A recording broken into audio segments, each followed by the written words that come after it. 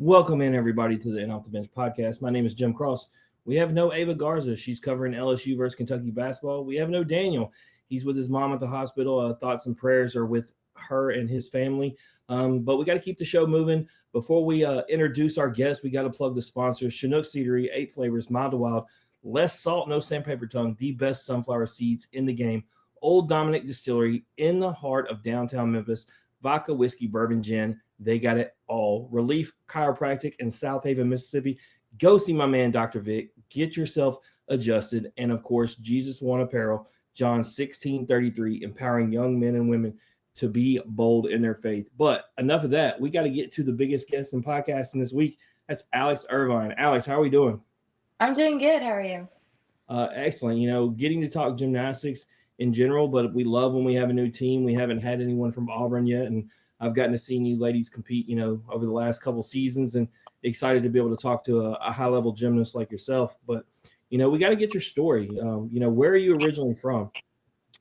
I am from Roseville, California, so I'm a bit a ways away. Yeah, I'd say so. If I was to go to Roseville, California, what would you say is the one thing I'd have to do? Oh, geez, I don't know. Go to the mall. We've got like the biggest mall in California, I think.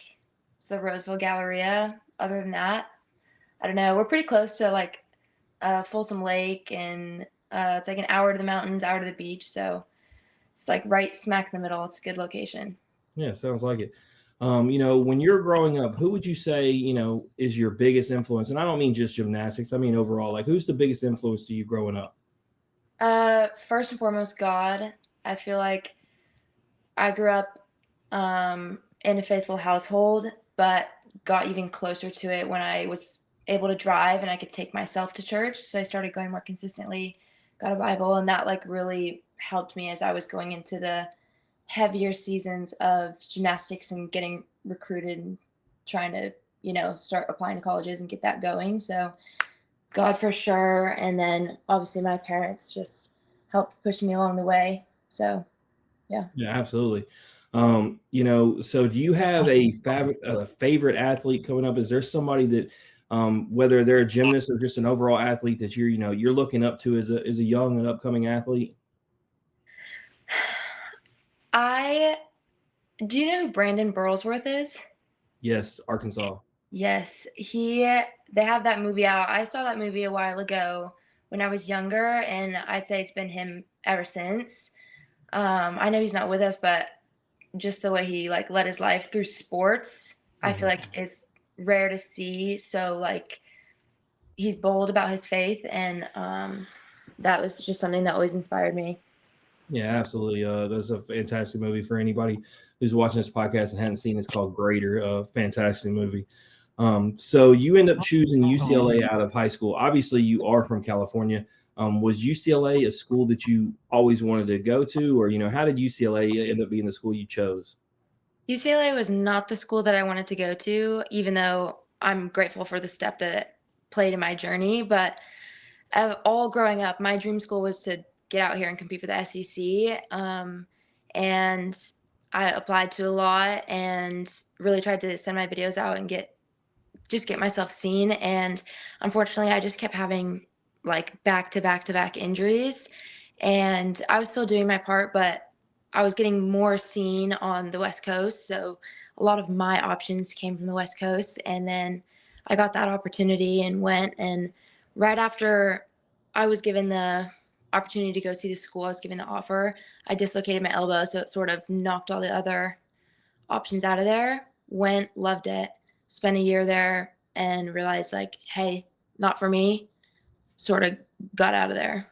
Yeah, but you did, I was going through the stats. You competed in 5 meets. You did have some highlight moments. But what would you say in that 1 year? It's always about the learning process, right? The growth. What would you say is the one thing you were able to learn and take from into Auburn? I think that the biggest thing I learned looking back now, and I couldn't see it at the time, but like even if you're going through hard phases or like things that you don't really see as necessary, like if you don't think something's going to pan out and you're giving 100% of yourself to it, like it's still going to work out in the end, because I felt like I was giving my all. to UCLA and like pouring myself into it, trying to like climb the ladder and enjoy it there. And like, it just didn't pan out, but doing well at UCLA was what got me to Auburn.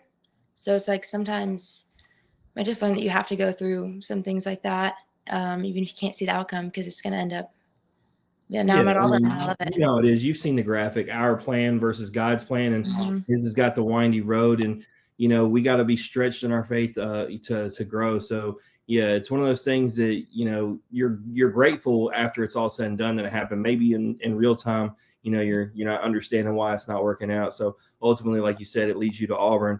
You know, you said you wanted to compete in the SEC. You know, just talk about that opportunity and why Auburn was the choice. I mean, when I had made the decision to go in the transfer process, I was like, all right, like round 2. But as I was going into it, I was like, okay, now I know exactly what I'm looking for. And I feel like going to some of the schools that I checked out, I was able to like just like cross off, like hammer out my list, and Auburn checked all those boxes. I was really adamant about being able to like be in a school and program that was flexible with school, because I wanted to do nursing, and I'm starting this summer. And it's hard to do that with gymnastics because our schedules are so packed, and I have to train at different times now, but Auburn was willing to do that for me. So, I mean, it was just a good fit. Yeah, that's awesome that you're able to take care of your academics and prioritize it as well. You know, last year for Auburn, you were the model of consistency. Bars, you had a national qualifying score of 9.895 on the year. You took the bars title versus Georgia, shared it at Bama, had a 9.925 at regional. So just like I said, model of consistency throughout the year. My question for you before I, just talk about performance overall, you compete in other events. Is bars your actual favorite? Bars is my favorite, but I don't have a least favorite. I'd say the other ones, all of them are tied after that. For me, being with like any gymnast who comes on here and tells me beam's their favorite, I tell them they've lost their mind, because like I got up there one time at LSU, just walked across it, and I don't know how y'all do what you do. And anybody who finds that their favorite, I just don't understand it. That it's scary. I mean, you saw them. I know you had to have seen the quad with Utah this past Saturday. 1, 2, 3, and it can happen like this. It's such a scary place to be. But yeah, no, you're killing it on the bars. You're obviously doing well in the other events, but obviously you got national recognition for what you were doing on the bars. When we talk about that consistency, what's the mindset? First of all, I didn't even look to see in the rotation. I meant to ask it. Were you somebody who anchored it? Were you leading off the lineup? Where were you last year? Last year, at the very start of the season, our very first meet, it was between me and one of our seniors at the time, Caroline Leonard, for an exhibition spot. So not even in top 6, but she got that at the first meet. Second meet, I got my exhibition. And then after that, they plugged me in the lineup. I started as lead off, stayed there for a couple meets, and then I hit a 995. And right after that, I got moved further back. I don't know if I ever was third or fourth, but for a majority of last season, I sat in that 5th spot. And then this first meet of the season, our last home meet, I was anchor at that one. Because I looking at the scores and like I said, the consistency, it made me wonder if you were the leadoff, because it made me think of like someone like a Audrey Davis, who that's in that leadoff spot is going to be able to get you a 9.9 and or higher, for all these meets. But the start the season this year, moving on from last year, which by the way, last year's note, I did get to see y'all in Nashville. So that, like you said, that might've been before you were in the lineup. I'm a huge fan. Look, I know this is like most men don't normally get in this conversation. I love y'all's Leos. That orange and white that y'all wear. Yeah. Sarah, our associate head coach, she designs those. She's real good at that. Yeah. Because my daughter who went with me, and I was like, am I crazy? Like, my daughter's a diehard LSU fan. She's a student there. I was like, I know you love LSU's, but you got to admit, those Auburn. And she was like, yeah, they're fire. And I was like, okay. But y'all start this season, y'all beat NC State. You struggle a little bit, but, no worries. Obviously, we know week to week you're short-minded. Obviously, the team has no time to celebrate because you go to Arkansas this week.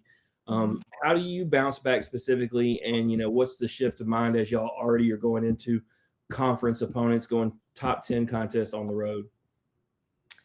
Um, to be honest, we don't really concern ourselves with who we're going up against. Right after the meet, it's pretty quick turnaround. We got Saturday morning weights and then Sunday off, of course, and then starts right back up. We just started school, of course, as well. So really this week has been like getting in the flow, but this team loves to travel. Traveling is like the best part of doing all these trips, and it's just so fun to like get together as a team. So we really look forward to that, and the competition is more so like a side effect of all the hard work we already did in preseason. Like Right. I feel like now we get to the competitions and it's like we're not trying to create anything. Like it really should be the outcome and the reward of all that we did in the preseason. So really this is like us getting to enjoy it. Absolutely. Well, y'all get to look. I like to make jokes. We've had 4 Arkansas gymnasts on, so this isn't me talking behind their back. I did it with all them. Their facility being called the Barn is just funny to me. So y'all get to enjoy the Barn this weekend. Um, Mm, but no, that's awesome that y'all stay focused. Like you said, you got right back into it Saturday morning. So I do want to talk about some upcoming meets just because it's an exciting year. I look at y'all's mhm, schedule, and so first at home, y'all have Florida, which is 90s night, which would be my night, because I'm old. Anyway, and then y'all have Alabama, which is obviously the in-state rival. Y'all are going mhm. with the orange out. For you, if you had to pick one, which is more exciting? I mean, right now, as it stands, Florida's number 1, Alabama's number 4. I think they're both rivals. Like, which one are you more excited about if you had to pick one? Bama all the way. All the way. Uh, yeah, I mean, last year we beat them first time program history in their arena, which was just, amazing. And now it's like, it's up to us. We got to hold that and keep that here. And I know they're coming in with like extra like vengeance, like, hey, we're taking it back. We got them all mad. So we got to hold our ground. And I know that one will be sold out like crazy. So it's going to be a lot of fun. And it'll be my first time getting to be in Neville with that rivalry. There you go. Yeah, no, I mean, every week in the SEC, it's a big time matchup, but that one's huge. And you just look at how both teams competed this past week.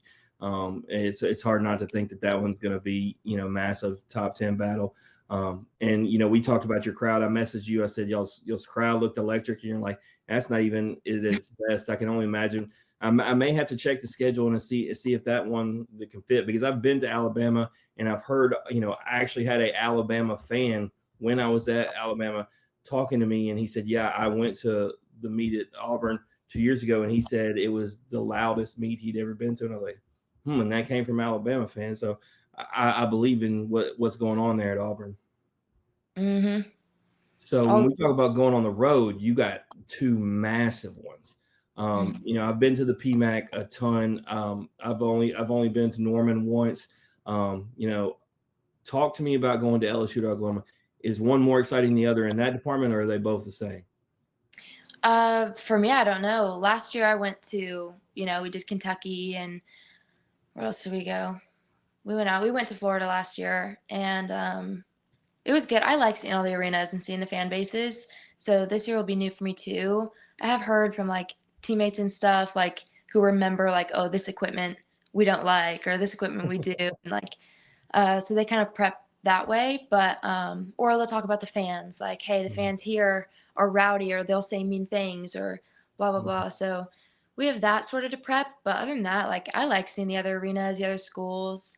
So I mean, I may be biased as an LSU fan, but I feel like they put on a electric show, especially announcing the girls, and they do all that, and obviously 14,000 people. They usually sell it out, so I think it'll be huge when y'all come to town, and obviously when you're going to the defending national champs and the way people support Oklahoma, those will both be fun. And the fact that you spoke earlier talking about it's about fun and the traveling, and you don't get intimidated by it. I think it's just that much better that you get to go to both those places. mhm. Uh, so when we talk about getting locked in for the meet, this is Ava's favorite question. So I hate she's not here. But when you're locking in for a meet, you always see the pictures of the gymnasts wearing headphones. Who's your go-to music artist before a gymnastics meet? All right, I don't have an artist or a genre, but I do have like I'll only listen to one song on repeat, and it's whatever song I've picked for that day. So like Florida last year, I only listened to a SZA song. the whole day. And then I think SECs, I only listened to Riley Green. Mm-hmm. So, and it was just the one song. So I don't know what they'll be for this year. Country, or sometimes they'll do like 90s hip hop rap. Mm-hmm. Sometimes just whatever the day brings. Yep. So I talked about it. I had this in the questions. I kind of jumped it earlier. But talking about Leah's, I wanted to ask, because I was making the video, obviously saw you in numerous different ones. What's your favorite Leo that you've worn so far at Auburn? I really like our pink one that we wore at Bama last year. It's got an actual tiger on it, which is cool. And I liked the velvet Auburn one. That's like a classic. It's been around for a while, but I think we retired that one this year, so we won't get to wear that. Yeah, I was fascinated.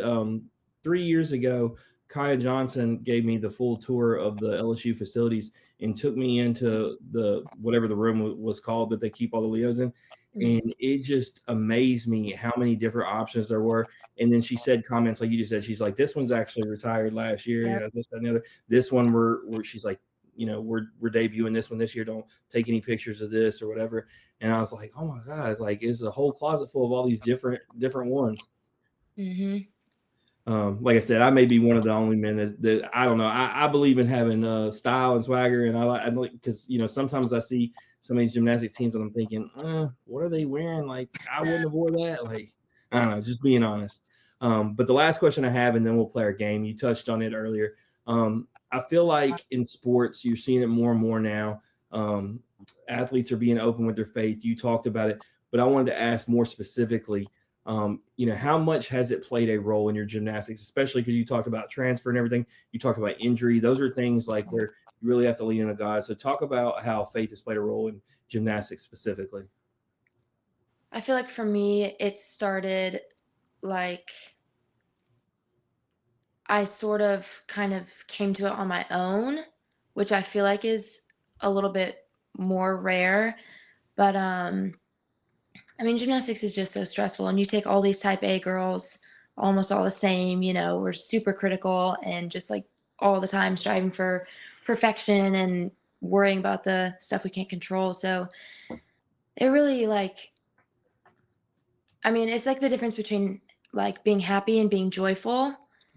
Like, I really can't find true joy unless I've got some greater purpose to what I'm doing in the sport. And that's just where God comes in. And I can go into high pressure situations and be like, everything's going to work out because I've put the work in and I've got my faith. And like, really, I have all these goals for gymnastics, and I want to get a 10. I want to be part of the 10 club. I want to get to nationals. I want to go with my team, all these goals. But like, they're all also superficial, and the real goal is, walking that life with Christ. So, and that's why, because you see me wearing the shirt. I work for Jesus One as well, and that's the whole thing behind the brand. It's a ministry.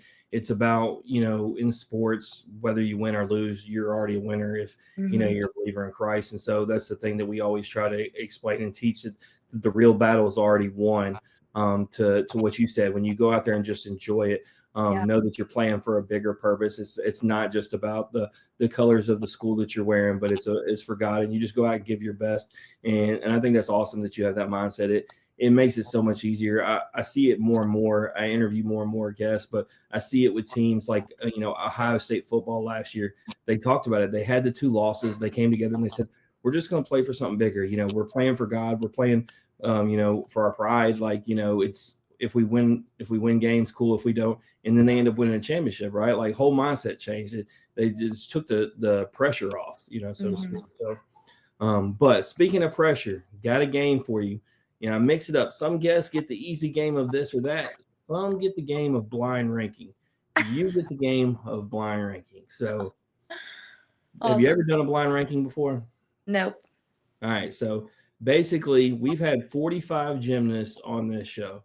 I picked 7 of them. You obviously don't have a list of who all's been on the show, so you have no idea who's coming, and you don't know which 7. But I'm going to give them to you in an order, and you're going to have to decide where you think they fall in the best gymnasts of the group 1 through 7. And just, all right, If you end up wrong, it doesn't matter. It's all in fun. So it's just a guessing game, really. So we start out first. I gave you Danielle Sievers, 1 being the best, 7 being the worst on the list. Where do you think Danielle should go? You got to give me a little background on these people.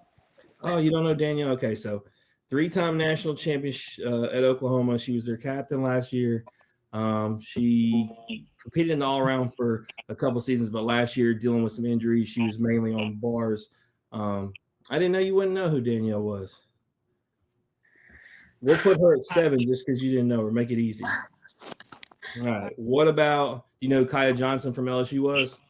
Yes. All right. Where are we putting her?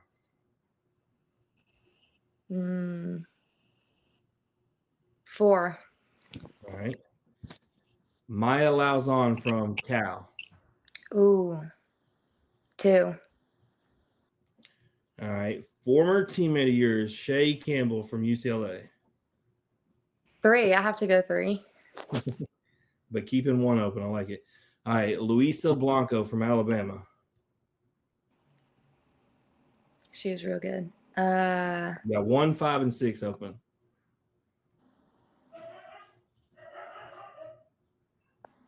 I want to. That's what makes this fun. You don't know what's coming. All right. Well, 5. Played it safe. All right. Aaliyah Finnegan.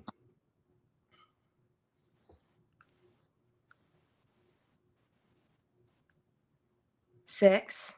Smart play. You didn't take the bait. The last one's Jordan Bowers. Yeah, she can have number 1. I like it. If you go, yeah, Jordan, Maya, Shay, Kaya, Louisa. The main switch that I would say is I would put Louisa maybe at 3 and then shift all of them down. But I like it. No, you played well. On the this or that, though, I am curious. One of the questions we asked, once again, Ava's favorite. If you could pick any concert there is or any sporting event, so in the world, whoever's playing, whatever your choice is, would you pick the concert or would you pick the sporting event? A sporting event. What's the sporting event? What's the dream one? This is gonna sound maybe a little odd. I have been to like 1, maybe 2 hockey games in my life when I was young, and they were both like the best sports experience I've ever had. There's like so much fun being up close to the glass.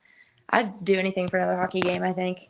That's not a non-answer. It's actually not only been an answer a couple times, but my host of my other show, Daniel, he has been adamant. He's not even a hockey guy at all, but he lives in Tampa now for the last how many ever years, and he started going to the Tampa Rays or not Rays, that's their the Lightning hockey games, and he told me, he said, greatest sports experience ever. He was like, better than football, better than baseball, better than anything. And so I understand what you're talking about now, because I still haven't been, but I can only go by his word. They're a lot of fun. All right. Well, at some point, I'm just gonna have to take all this advice and do it. But I'm gonna start with some Auburn, hopefully Auburn, Alabama gymnastics, or somewhere else. I know for a fact I'm gonna catch y'all at least once this year, and then hopefully all works out, and I'll definitely catch y'all in Fort Worth as the way y'all look. And I know y'all only get better. I almost forgot. I got to ask about as a teammate. This wasn't in my notes, but I've been seeing the clip over and over again. Paige with the taped leg with the 9975. As a teammate, just how awesome is it just seeing her stick and land that? Dude, she puts so much hard work into like her life, like in sports and everything, in school. She just carries herself really well too. So like, yeah, obviously you see like, you know, something might be bugging her, but like we all knew, like watching her go up, that she wasn't going to miss, like not a shadow of a doubt that she was just going to go up and do her job. She proved it to us all last season. So yeah. And I'll be honest, judges could have just gave her a 10. I mean, if we're really being honest, but you know, it is what it is. They said they were going to be tighter this year, and so they're going to give her the 9975. But I can only imagine what it was like for y'all to see her stick that, because it was awesome, especially on a hurt leg. But you know, with that being said, you know, anybody else you want to shout out, anything else you want to plug or promote before we let you out of here? We've seen a lot of promotion on Sophia Bell's vault, but I mean, it doesn't hurt to do more. She's insane. I mean, it was so cool getting to see her compete that. because she stuck it at preview meet too in the warm-ups, and it was just beautiful. I'm just so excited that she's get to thrive and do that this year. Yeah, no, I mean, all of y'all are going to do big things. That's why I said it's going to be a big year. The SEC is loaded as ever. It's going to be crazy. I was pulling up the schedule before I cut you loose. Let me see if there's one that I think might fit in. I wanted to look at that Alabama one. Let's see. That is on. Oh, that's LSU Oklahoma weekend. Why? I'll be in. Let's see. I'll find one. I'll get one in there.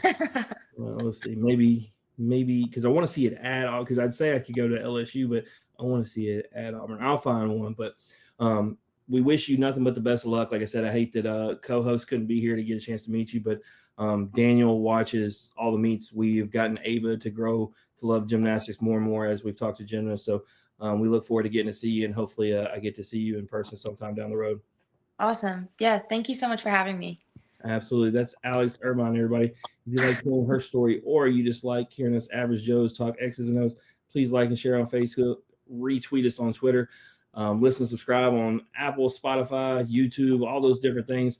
We'll be back next week. We'll have the whole crew back. But in the meantime, strong body, sharp minds, grit and grind all the time. We're out.